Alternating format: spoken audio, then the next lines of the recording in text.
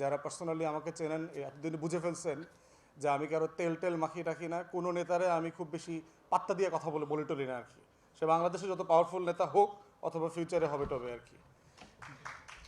তো বিএনপির অধিকাংশ নেতাকর্মীকে মনে হয়েছে তারা আসলে জিয়াউর রহমানের রাজনীতির রও বুঝে নাই, including standing committee members. Ziaur রহমানের রাজনীতি করে আপনাদের একটা স্লোগান আছে না, এক জিয়া লোকান্তরে, আপনারা দেন না প্রতিদিন? লক্ষ জিয়া, রিয়েলি দ্বিতীয় আর একটা জিয়ার নখের লোক একটা তৈরি হয়েছে আপনাদের দলে? তাহলে এই স্লোগানটা কেন দেন আপনারা? একটা মিথ্যা স্লোগান না যারা এই রাজনীতিটা করেন?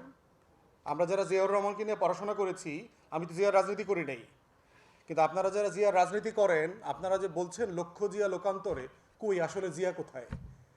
জিয়া কি চুরি চামারি টাইপের লোক ছিল? লুটপাট বাটপারি করাপশন এই টাইপের লোক ছিল? মানুষের হক নষ্ট করে খাওয়া এগুলো করছে? করে নাই তো। তাহলে বিএনপির রাজনীতির এই জায়গাটা দেখেন। দ্বিতীয় একটা স্লোগান আপনারা দেন, আমরা সবাই জিয়া সেনা,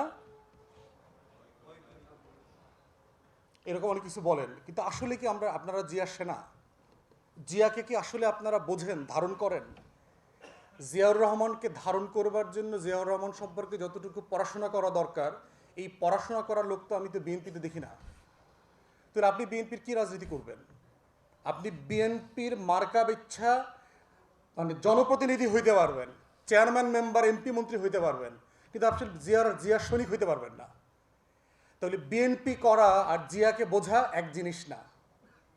এই বাস্তবতাটাই কিন্তু বিএনপির রাজনীতিকে বারবার হোঁচটের মধ্যে ফেলেছে।